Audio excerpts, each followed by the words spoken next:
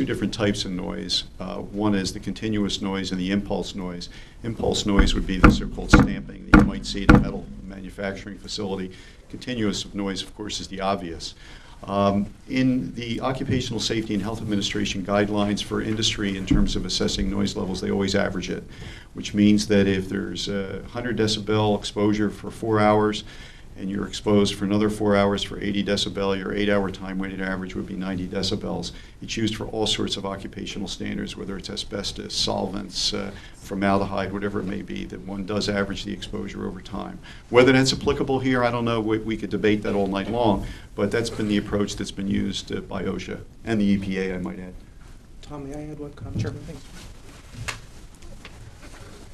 It's an interesting point. I would say, based on the data that I presented, which was arrived at by ultra-modern sound recording equipment, which is really not accessible to 99% of the acousticians working in the field, the pulsatile or impulsive nature must be captured, because it is that impulsive nature that is going to set, that impulsive nature of low frequencies that is going to set your homes rattling.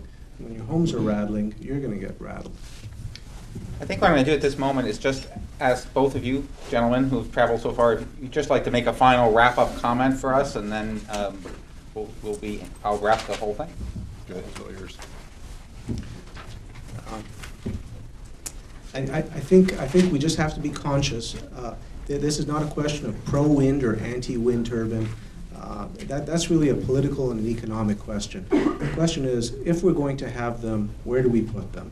And based on what's, and also how mature or how established or how settled is the science. And it turns out that science is developing, new technologies arriving every day that looks at wind turbine noise with greater and greater accuracy and resolution.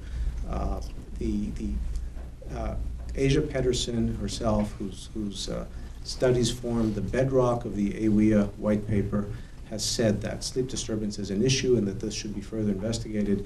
To close the door at this point and make the suggestion that that further research is not needed and not advocated for is frankly irresponsible.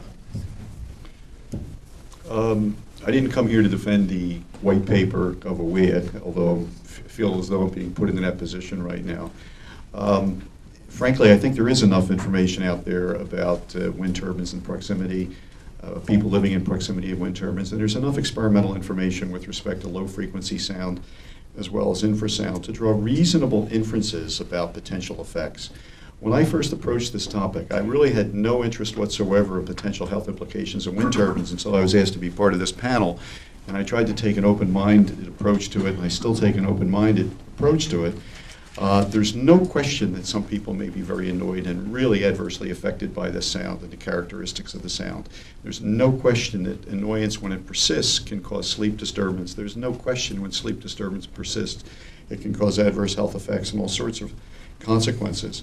However, I am struggling to try to understand how the noise from wind turbines is really substantially different than noise from other aspects of human life, whether it's trucking, transportation, railroading, aviation, and so forth. So that's where I draw the line. Thank you.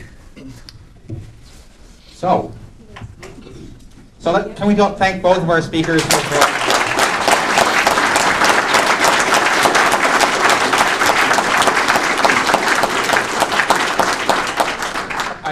I think we had our intended effect. We all know more than when we started. And that's really what we wanted everyone to do, is to have more information so that we can each draw our own conclusions as we all, as a community, continue these debates about how our community develops and what happens here. On behalf of the Rutland Regional Medical Center, thank you all for coming tonight. And I know, again, our speakers are more than willing to take some of your private questions. And thank you, thank you, thank you.